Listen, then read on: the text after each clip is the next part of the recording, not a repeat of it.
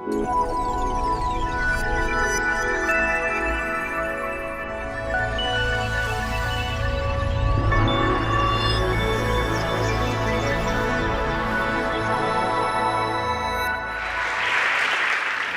you all for coming out. This is a great turnout. I really do appreciate it. I think it's a matter of the times, really, that people do want to talk about political risk today. I've shown up in a suit. I know I've been told not to, but I've heard the only thing worse than being a banker right now is being an American. So I thought, why not? The book is called The Fat Tail. Let me first, very briefly, for most people know what fat tails are all about, but in non-technical language, the notion that these 1 in 100-year storms are increasingly seeming to hit us every 15 minutes. That's a fat tail, as opposed to the expectation of a thin tail, of a normal distribution, where dire events happen with relatively low frequency. Now, lots of people, we all know that these fat tails are out there. The purpose of my book is to say that in today's environment, increasingly, the fat tails that are affecting our global economy are driven by politics, for good and for bad. And that if we understand that, we can have a better capacity to anticipate those risks, to hedge those risks, and sometimes even to manage those risks. So that is the conceit behind the book. Two major things that are happening in the world structurally that I think make politics matter more. First, over the last 20 years, there was one thing as executives, as policymakers, as investors, as pensioners, as people affected by the global economy, that we had to get right. If we did not get this right, we did badly. That was globalization. We had to understand that multinational corporations were increasingly becoming the dominant economic actors on the world stage, taking advantage of global economies of scale, global labor rate differentials, global consumer markets, global supply chains. If we got that wrong, we missed out. Tom Friedman sold 3 million copies of The World is Flat in the United States. God bless anyone that can get 3 million Americans to read about the rest of the world. Because he recognized this fact and made it comprehensible and digestible to a general reading audience. That world is gone. We are no longer in a world where multinational corporations are becoming more important for the global economy. We are in a world where states are increasingly becoming the dominant economic actor.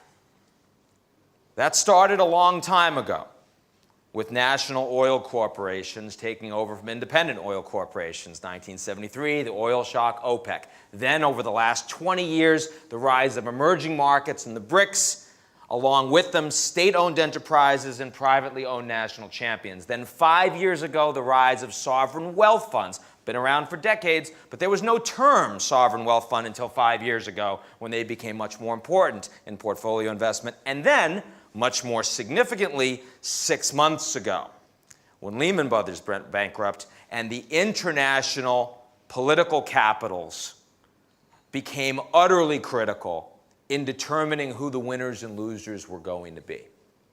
Stimulus, bailout, regulatory policies, and the rest. President Obama came out a month ago and said if the U.S. didn't get stimulus right, the U.S. was going to face global catastrophe. His words, not my words.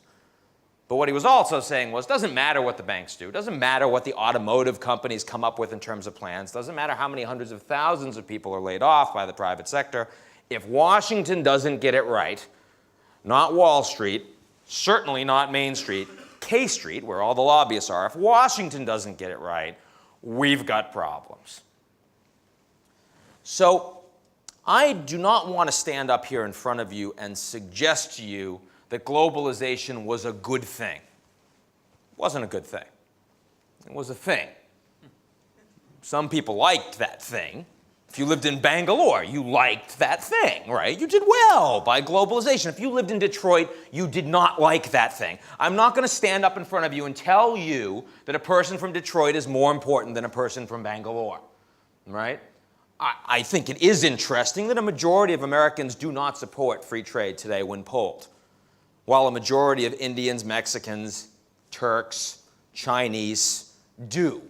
That's interesting.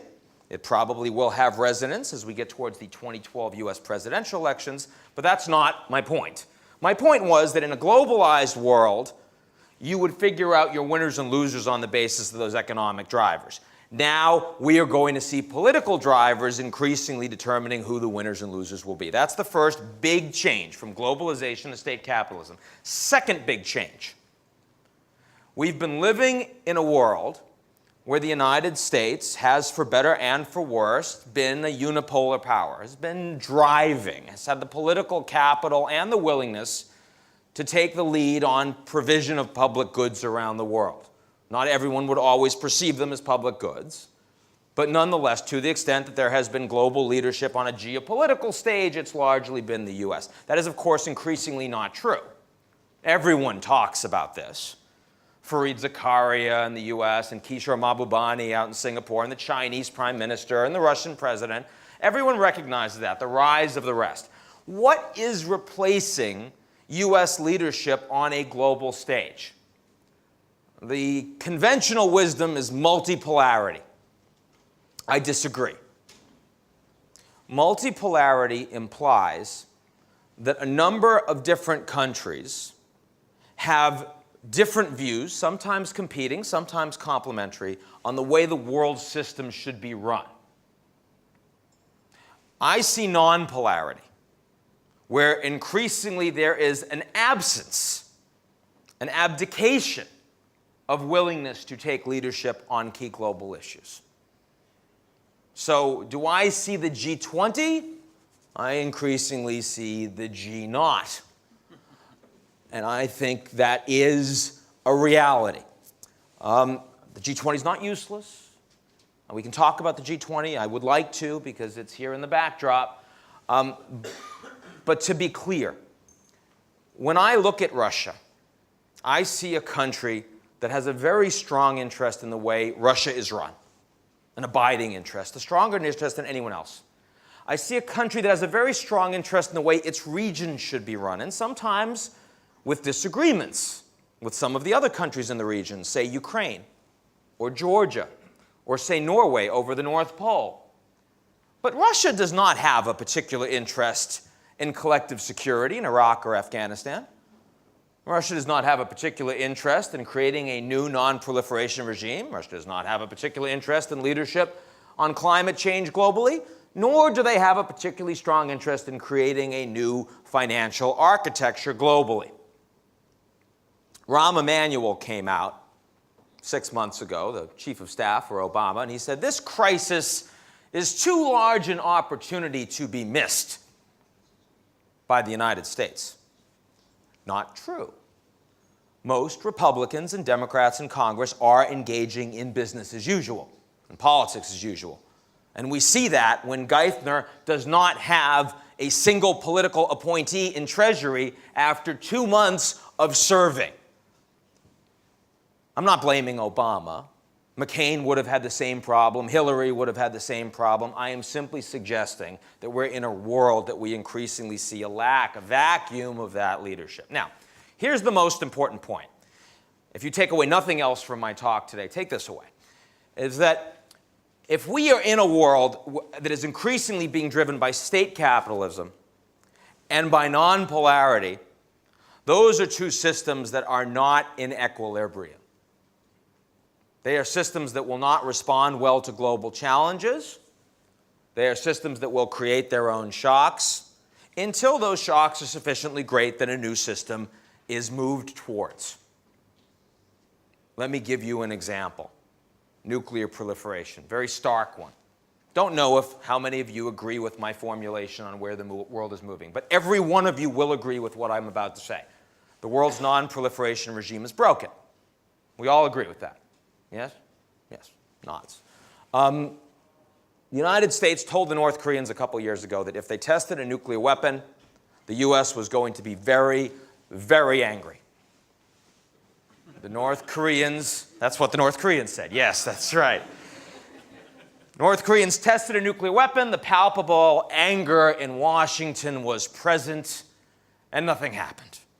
And then the Chinese told the Americans, we told you to buy them off. And the Americans said sheepishly, yes, you're right, we should buy them off. We bought them off. They have nukes. Please don't make too many more. They probably made about 8, and that's okay. All right? We're okay with that, 8 nukes. Iran is now moving towards nuclear capacity. I'm not saying they're going to test a weapon, but they're moving towards nuclear capacity. Maybe the Israelis will attack them. They have a new government. It's right-wing. Netanyahu talks about Iran even when the talk is supposed to be about pensions. I attended one of those recently. Start about pensions, last 15 minutes. Existential threat of Iran cannot be tolerated. It's possible they will attack Iran. It is more likely than the markets think, but it's not likely. It's not 50%. It is a fat tail, okay? It's one of the great things about the name of the book. You get to promote it all the time, just insidiously, you know. Assuming that the Israelis don't attack them, the Iranians will develop nuclear capacity as well, and other countries will continue to proliferate. Now, I don't think anyone thinks that's a good or stabilizing thing. Now, is that ever going to change? Sure. I can give you scenarios where that will change.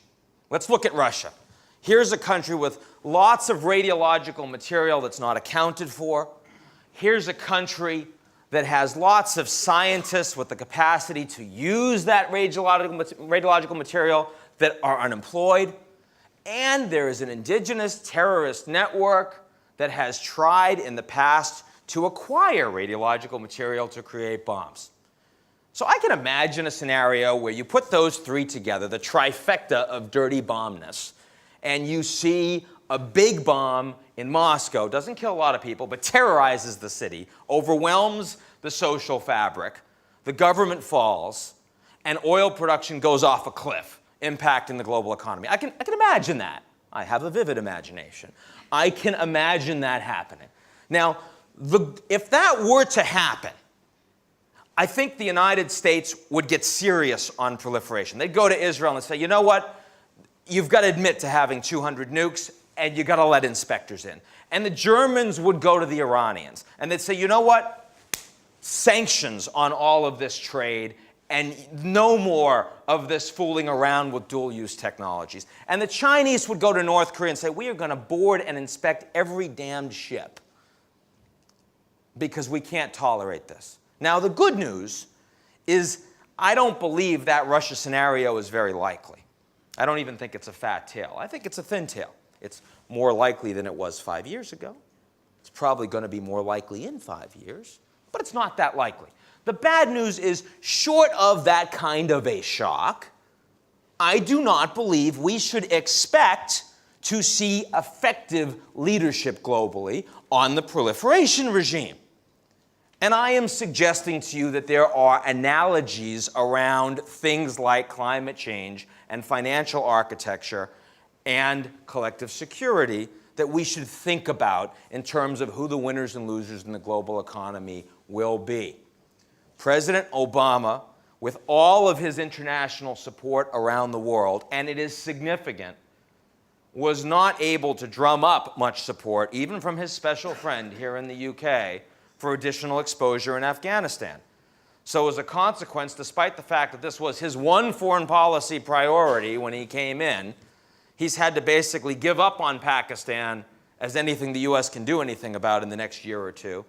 And he's seriously limited what his expectations are for Afghanistan, effectively saying it's going to have to get a lot worse before it can possibly get better. We'll see more of this.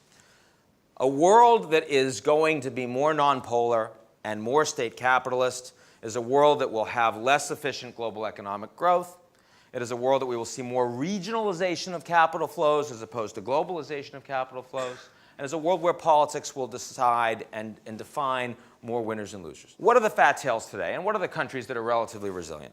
I see three big fat tails out there over the next 18 months. And by the way, if I'm advising, we advise hundreds of clients around the world, advising corporations I'm telling them, your 10-year scenarios, your 5-year scenarios that you spent a lot of time on, don't spend a lot of time on those.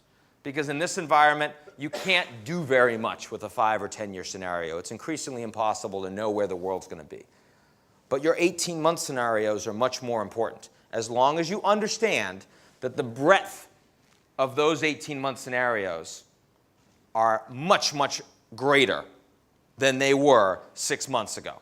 The possibility of serious discontinuities, the necessity of stress testing your investments and models in some of these countries around the world. So with that in mind, what are the fat tails I see over the next 18, 24 months as we work our way through this global recession? 3 big fat tails. First, the new capitals of capital.